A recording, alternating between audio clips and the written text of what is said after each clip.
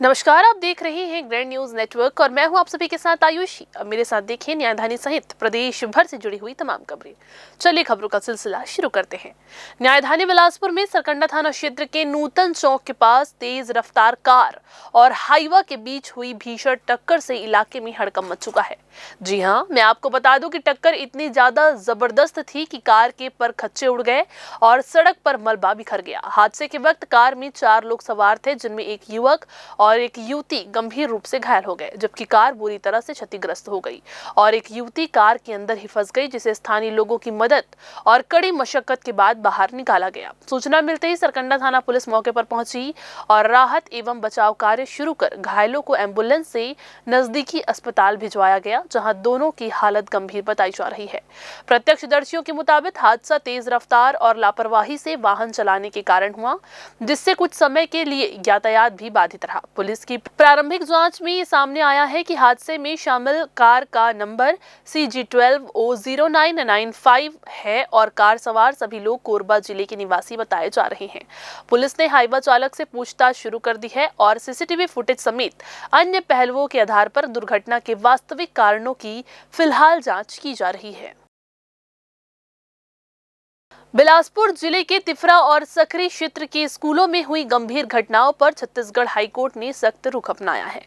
School परिसरों में आवारा जानवरों के घुसने और बच्चों पर हमले की घटनाओं को हाईकोर्ट ने बेहद गंभीर मानते हुए स्वतः संज्ञान लिया है। दरअसल सकरी स्थित एक स्कूल में आवारा कुत्ते ने एक मासूम बच्ची को काट लिया। इतना ही नहीं, उसी इलाके में 2 अन्य बच्चों को भी कुत्तों ने घायल कर दिया। इससे पहले खमतराई स्कूल में भी आवारा कुत्तों ने एक छात्र पर हमला किया था और उसे बचाने आई 2 शिक्षिकाएं भी घायल हो गई थी। वहीं तिफरा स्कूल में सांड समेत अन्य आवारा जानवरों के स्कूल परिसर में घुसने की खबरें भी सामने आई थी। इन सभी मीडिया रिपोर्ट्स को संज्ञान में लेते हुए चीफ जस्टिस रमेश सिन्हा और जस्टिस अरविंद कुमार वर्मा की डिवीजन बेंच ने इसे जनहित याचिका के रूप में सुनवाई के लिए स्वीकार किया है।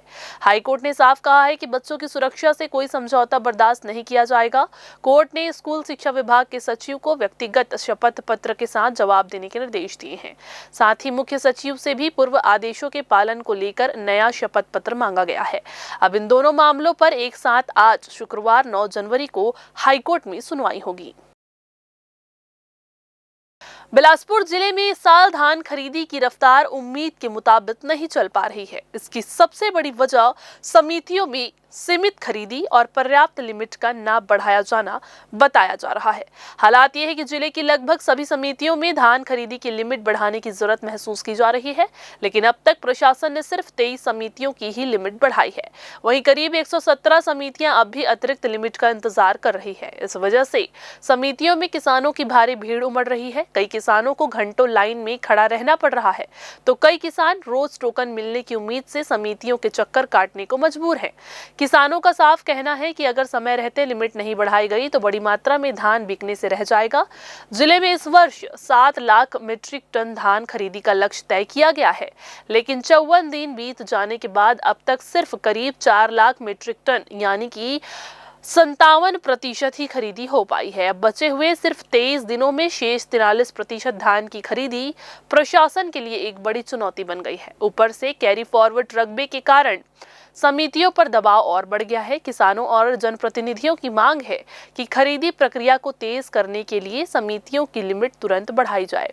प्रशासन का कहना है कि जहां से मांग आ रही है वहां लिमिट बढ़ाई जा रही है और आने वाले दिनों में वास्तविक उत्पादन के अनुसार धान खरीदा जाएगा। बिलासपुर शहर की सबसे व्यस्त और महत्वपूर्ण सड़क नेहरू चौक से दर्रीघाट मार्ग अब पूरी तरह नए और आधुनिक रूप में दिखाई देने वाली है। लंबे समय से जर्जर हालत में पड़ी सड़क के कायाकल्प का रास्ता आखिरकार साफ हो गया है। लोक निर्माण विभाग ने नेहरू चौक दर्रीघाट सड़क निर्माण के लिए ठेकेदार कंपनी संजय केडिया भारद्वाज को वर्क ऑर्डर जारी कर दिया है। जी हां, बैंक वेरिफिकेशन और तकनीकी अड़चनों के चलते ये परियोजना लंबे समय से अटकी रही, लेकिन अब सभी औपचारिकताएं पूरी कर ली गई है। इस बहुप्रतीक्षित परियोजना पर 31 करोड़ 58 लाख रुपए से अधिक की राशि खर्च की जाएगी। योजना के अनुसार लाल खदान फाटक के पास से दर्रीघाट तक सड़क को शानदार 4 लेन रूप में विकसित किया जाएगा, ताकि बढ़ते यातायात के दबाव को कम किया जा सके। वहीं नेहरू चौक से देवकीनंदन चौक, गोल बाजार और गांधी चौक होते हुए लाल खदान ब्रिज तक सड़क का पैच रिपेयर और डामरीकरण किया जाएगा। पूरे मार्ग पर जरूरत के अनुसार डिवाइडर और नाली का निर्माण भी होगा, जिससे जल भराव की समस्या खत्म हो सके। लंबे समय से जर्जर सड़कों को लेकर खासतौर पर जूना बिलासपुर क्षेत्र के व्यापारी आक्रोशित थे। सड़क की बदहाली के विरोध में चक्का जाम तक किया गया था। अब सड़क निर्माण शुरू होने की खबर से शहरवासियों को बड़ी राहत मिलने की उम्मीद है। पीडब्ल्यूडी अधिकारियों का कहना है कि निर्माण कार्य में गुणवत्ता से कोई समझौता नहीं किया जाएगा। पूरी सड़क पर डामर की एक समान और मोटी परत बिछाई जाएगी, ताकि सड़क लंबे समय तक मजबूत बनी रहेगी। इस मार्ग के तैयार होने से शहर के भीतर यातायात सुगम होगा और दर्री घाट की ओर जाने वाले हजारों लोगों को धूल, गड्ढों और जाम से निजात मिल सकेगी। लोक निर्माण विभाग ने ठेकेदार को 11 माह के भीतर कार्य पूरा करने के सख्त निर्देश दिए हैं। दर्री घाट का कार्य का 31 दिसंबर को एक बार कार्ड जारी कर दिया हूँ, 31 दिसंबर 2025 को, और अभी 11 महीने का समय दिया गया है ना। तो 11 महीने तक में काम हो जाएगा वो, है ना, क्योंकि शहर जहाँ से वो ओवर ब्रिज है वहाँ तक टारिंग करना है। आगे जो है फिर डिवाइडर का काम होना है। तो डिवाइडर काम में थोड़ा सा उसमें ज़्यादा समय लगेगा, क्योंकि बीच में डिवाइडर, फिर दोनों तरफ 7.5 मीटर की रोड बननी है। तो कब से चालू होगी काम और कितने की लागत? बहुत जल्दी होगा। वर्क ऑर्डर जारी कर दिए, तो थोड़ा तैयारी में लगा हुआ है ठेकेदार। कितने की लागत? वो 31.5 के आसपास है, 31 करोड़ 58 लाख, है ना। अब देखना होगा कि ये परियोजना तय समय में पूरी होती है या नहीं, लेकिन फिलहाल शहर को एक बड़ी सौगात मिलने की उम्मीद जरूर जगी है। कैमरामैन गोलू कश्यप के साथ भारतेंदु कौशिक की रिपोर्ट।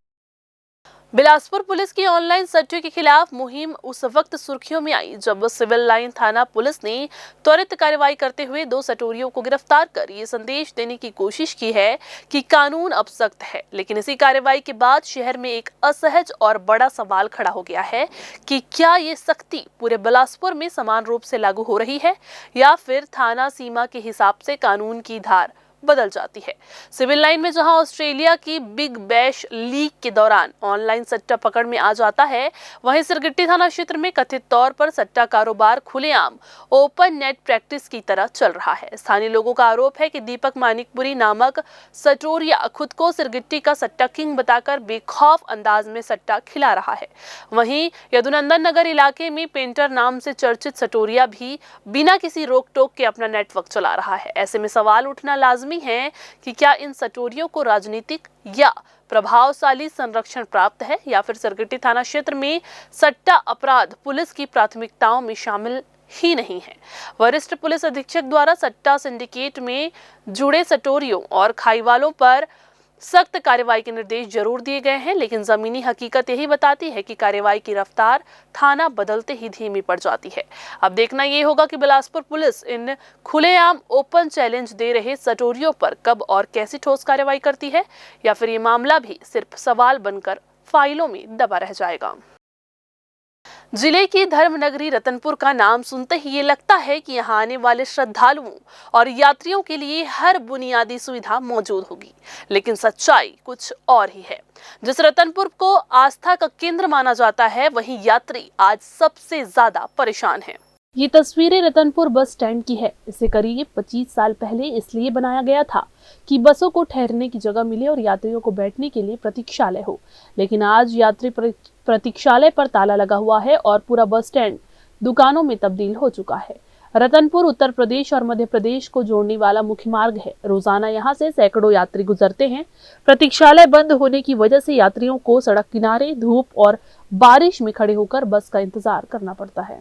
लगभग 25 वर्ष पूर्व 25 बल्कि 30 वर्ष पूर्व पंडित रमेश शर्मा जी ने यहाँ पर आधा एकड़ ज़मीन जो है बस स्टैंड के लिए डोनेट किया था।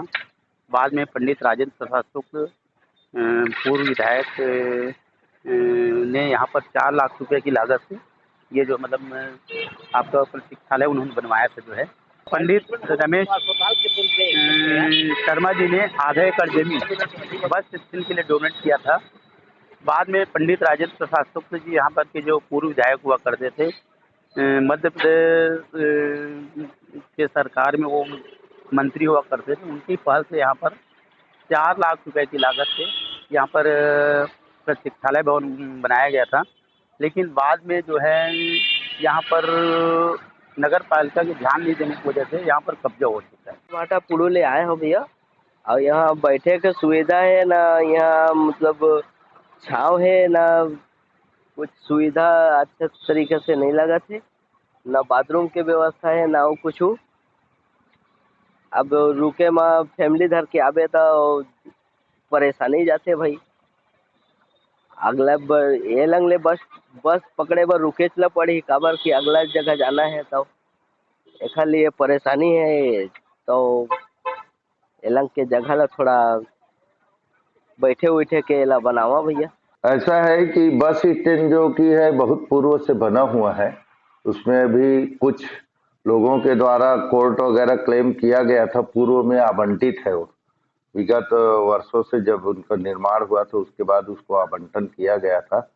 अभी उनका वर्तमान स्थिति जिस प्रकार से वहाँ लोग कब्जा कर रहे हैं, जिससे यात्रियों का सुविधा हो रही है, उसको अभी मैं संज्ञान में लेकर के उसमें क्या अपन कर सकते हैं उसकी उचित कार्यवाही के लिए निर्देश करूंगा। लोगों का आरोप है कि नगर पालिका ने बस स्टैंड परिसर को किराए पर दे दिया, जिससे बसों का नियमित ठहराव बंद हो गया।